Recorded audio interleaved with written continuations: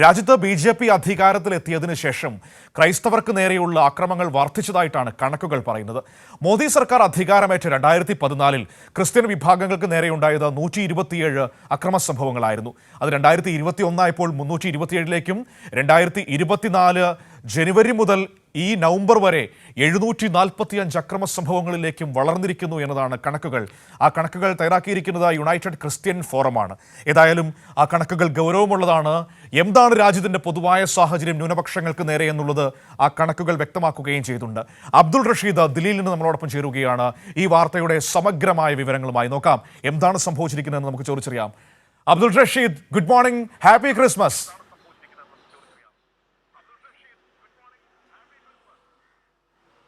Good morning Manu, happy Christmas. എങ്ങനെയുണ്ട് രാജ്യതലസ്ഥാനത്ത് Christmas? അടിപൊളിയാണോ?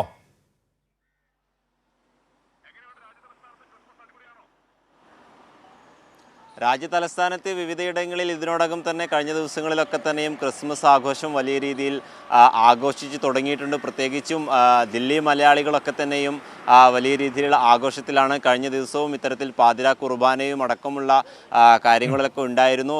അതൊക്കെയുമായും Delhi മലയാളികളും മറ്റു ക്രിസ്മസ് ആഘോഷിക്കുന്നവരൊക്കെ തന്നെയും വലിയ രീതിയിലുള്ള ആഘോഷമാണ്. അതേസമയം നമുക്ക് എടുത്തു പറയേണ്ടത് ഈ ബി.ജെ.പി. സർക്കാർ അധികാരത്തിലെത്തിയതിനു ശേഷം വലിയ രീതിയിൽ ക്രൈസ്തവ വിഭാഗങ്ങൾക്കും അതോടൊപ്പം ന്യൂനപക്ഷ വിഭാഗങ്ങൾക്കുമേൽ വലിയ രീതിയിലുള്ള അക്രമം അഴിച്ചുവിടുന്ന ഒരു സ്ഥിതിവിശേഷമാണുള്ളത്.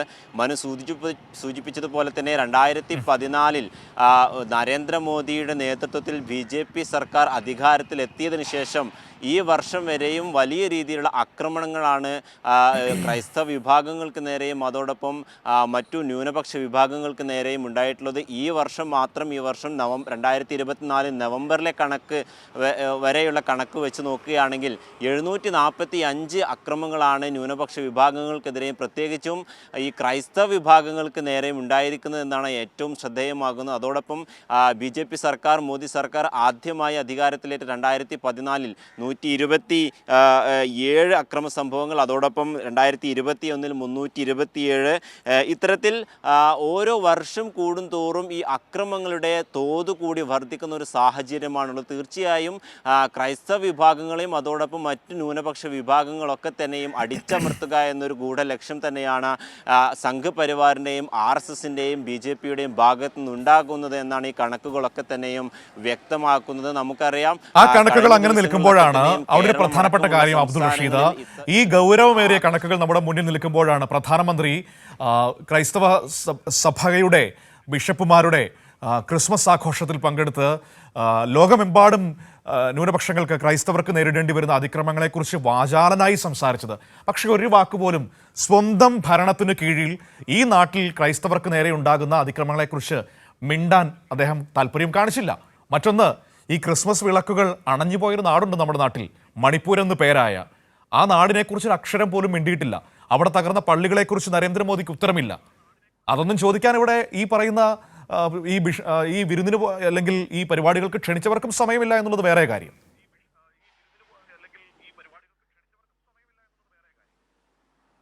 തീർച്ചയായും മനു സൂചിപ്പിച്ചത് വളരെ കൃത്യമാണ്. കാരണം കഴിഞ്ഞ ദിവസം ഇത്തരത്തിൽ CBCIയുടെ ആസ്ഥാനത്ത് വെച്ച് നടന്നിട്ടുള്ള ക്രിസ്മസ് ആഘോഷ ചടങ്ങിൽ പ്രധാനമന്ത്രി നരേന്ദ്രമോദി പങ്കെടുക്കുന്നു. അതേസമയം തൻ്റെ ഭരണത്തിലുള്ള മറ്റു സംസ്ഥാനങ്ങളിൽ വലിയ രീതിയിൽ ക്രൈസ്തവ വിഭാഗങ്ങൾക്ക് നേരെ അക്രമം അഴിച്ചുവിടുന്ന ഒരു സ്ഥിതിവിശേഷം സംഘപരിവാറിൻ്റെയും RSSൻ്റെയും ഭാഗത്തു നിന്നുണ്ടാകുന്നു. പ്രത്യേകിച്ചും മണിപ്പൂരിൽ വലിയ രീതിയിലുള്ള അക്രമമാണ് കഴിഞ്ഞ വർഷങ്ങളിലൊക്കെ തന്നെയും നരേന്ദ്രമോദി സർക്കാരിൻ്റെ നേതൃത്വത്തിലുള്ള RSS അഴിച്ചുവിട്ടത്. കഴിഞ്ഞ വർഷം മാത്രം 2023 200-ലധികം ക്രൈസ്തവ ആരാധനാലയങ്ങളാണ് ഇത്തരത്തിൽ മണിപ്പൂരിൽ മാത്രം ആക്രമിക്കപ്പെട്ടത്. ഈ വർഷവും 6-ലേറെ അക്രമ സംഭവങ്ങൾ ആരാധനാലയങ്ങൾക്ക് നേരെ ഉണ്ടാകുന്നു. പക്ഷേ ജർമ്മനിയിലെയും മറ്റു രാജ്യങ്ങളിലെയും ഈ ക്രൈസ്തവ ആഘോഷവുമായി ബന്ധപ്പെട്ട് നടന്നിട്ടുള്ള അക്രമങ്ങളെ അപലപിച്ചുകൊണ്ട് മോദി കഴിഞ്ഞ ദിവസം CBCI ആസ്ഥാനത്ത് വെച്ചിരുന്ന ക്രൈസ്തവ ആഘോഷ പരിപാടിയിൽ പങ്കെടുത്ത മറുപടി പ്രസംഗത്തിൽ ഇത്തരം ഇത്തരം രാജ്യങ്ങളിൽ നടന്ന സംഭവങ്ങളെ പറ്റി പരാമർശിച്ചെങ്കിൽ പോലും സ്വന്തം രാജ്യത്ത് സ്വന്തം അണികൾ അക്രമങ്ങൾ അഴിച്ചുവിടുന്നതിനെ പറ്റി വാചാലനാകാനോ അല്ലെങ്കിൽ അതിൽ ആകുലത പ്രകടിപ്പിക്കാനോ പോലും നരേന്ദ്രമോദി തയ്യാറായില്ല എന്നുള്ളതാണ് ഏറ്റവും ശ്രദ്ധേയമാകുന്നത്. ഇത് വലിയ രീതിയിലുള്ള ആക്ഷേപത്തിനും വഴിവെച്ചിട്ടുണ്ട്. നമുക്കറിയാം, മണിപ്പൂർ മാത്രമല്ല, ഉത്തർപ്രദേശ്, മധ്യപ്രദേശ്, കഴിഞ്ഞ ദിവസങ്ങളിൽ കേരളം അടക്കമുള്ള സംസ്ഥാനങ്ങളിൽ ഇത്തരത്തിൽ വലിയ രീതിയിൽ അക്രമം അഴിച്ചുവിടുന്നതാണ് സംഘപരിവാറിൻ്റെയും RSSൻ്റെയും ഭാഗത്തു നിന്നും ഉണ്ടായിട്ടുള്ളത്. ഇതൊക്കെ തന്നെയും വലിയ രീതിയിലുള്ള വിമർശനങ്ങൾക്കും ഇടയാക്കിയിട്ടുണ്ട് എന്നുള്ളതാണ് ശ്രദ്ധേയമാകുന്നത്.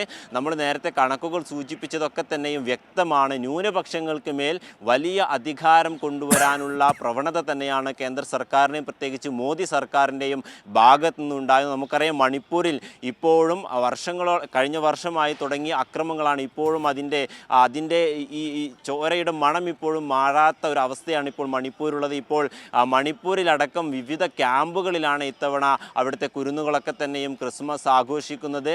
ഈ സമാധാനത്തിൻ്റെയും ഐശ്വര്യത്തിൻ്റെയും ഒക്കെ തന്നെ നക്ഷത്രങ്ങൾ ആകാശത്ത് തിങ്ങി നിൽക്കുമ്പോൾ ഈ മണിപ്പൂരിൽ മാത്രം ഇത്തരത്തിലൊരു വെളിച്ചം നൽകാൻ ഇതുവരെയും ആർക്കും സാധിച്ചിട്ടില്ല എന്നുള്ളതാണ് അതിൻ്റെ ഒരു സത്യാവസ്ഥ. ഇതുവരെയും മണിപ്പൂരിൽ സമാധാനം പുനഃസ്ഥാപിക്കാൻ BJP സർക്കാരിനോ അല്ലെങ്കിൽ അവിടെ സന്ദർശിക്കാൻ നരേന്ദ്രമോദിക്കോ സാധിച്ചിട്ടില്ല. ഇതിനെതിരെ വലിയ രീതിയിൽ പ്രതിഷേധം രാജ്യത്തുടനീളം ശക്തമാവുകയും ചെയ്തിട്ടുണ്ട്. വരും ദിവസങ്ങൾ ഇതുമായി ബന്ധപ്പെട്ട പ്രതിഷേധങ്ങളൊക്കെ തന്നെ നടക്കുമെന്നാണ് നമ്മൾ മനസ്സിലാക്കുന്നത്. കാരണം സ്വന്തം രാജ്യത്ത് ഇത്തരത്തിൽ അക്രമങ്ങൾ അഴിച്ചുവിടുകയും മറ്റു രാജ്യങ്ങളിലുള്ള ഇത്തരം അക്രമങ്ങൾ അപലപിക്കുകയും ചെയ്യുന്നത് വിരോധാഭാസമാണ് എന്നടക്കമുള്ള രീതിയിലാണ് ഇപ്പോൾ പ്രതിപക്ഷ MPമാരൊക്കെ തന്നെയും പ്രധാനമന്ത്രി നരേന്ദ്രമോദിയെ കുറ്റപ്പെടുത്തിയിട്ടുള്ളത്. എന്തായാലും ഈ മണിപ്പൂരിലടക്കം വിവിധ സംസ്ഥാനങ്ങളിൽ അക്രമം അഴിച്ചുവിടുന്ന ഒരു സ്ഥിതിവിശേഷമാണ് BJP സർക്കാരിൻ്റെയും ഒപ്പം മോദിയുടെയും ഭാഗത്തു നിന്നും ഉണ്ടാകുന്നത്. അത് ഈ രാജ്യം തിരിച്ചറിയുന്ന ഒരു കാലം ഉണ്ടാകുമെന്ന് തന്നെ നമുക്ക് പ്രതീക്ഷിക്കാം. അബ്ദുൾ റഷീദ്, ഒരു കാര്യം കൂടി, ക്രിസ്മസിനെ കുറിച്ചൊക്കെ സംസാരിച്ചല്ലോ.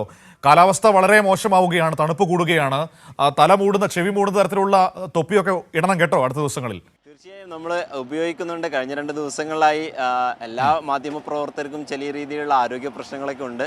ഇപ്പം ലൈവിലായതുകൊണ്ട് ഇങ്ങനെ തൊപ്പിയൊക്കെ ഒഴിവാക്കി ഇട്ടതാണ്. അതൊന്നും സാരമില്ല. ലൈവിൽ നിൽക്കുമ്പോഴും തൊപ്പിയൊന്നും വെച്ച് ആരും ചോദിക്കാൻ പറ്റത്തില്ല. നമ്മുടെ ആരോഗ്യം നമ്മൾ നോക്കണ്ടേ? കാരണം എല്ലാവർക്കും അസുഖങ്ങളുടെയൊക്കെ ഒരു സമയം കൂടിയാണ്. പനിയൊക്കെ എല്ലായിടത്തും ഉണ്ട്. അബ്ദുൾ റഷീദ്, അപ്പോൾ ആരോഗ്യമൊക്കെ സൂക്ഷിച്ച് നല്ല ഭംഗിയായി ക്രിസ്മസ് ഒക്കെ ആഘോഷിച്ച് അടിച്ചു പൊളിക്കിട്ടോ. നമുക്ക് കാണാം. ശരി, ഓക്കെ, താങ്ക് യു. അബ്ദുൾ റഷീദാണ് നമ്മളോട് സംസാരിച്ചത്.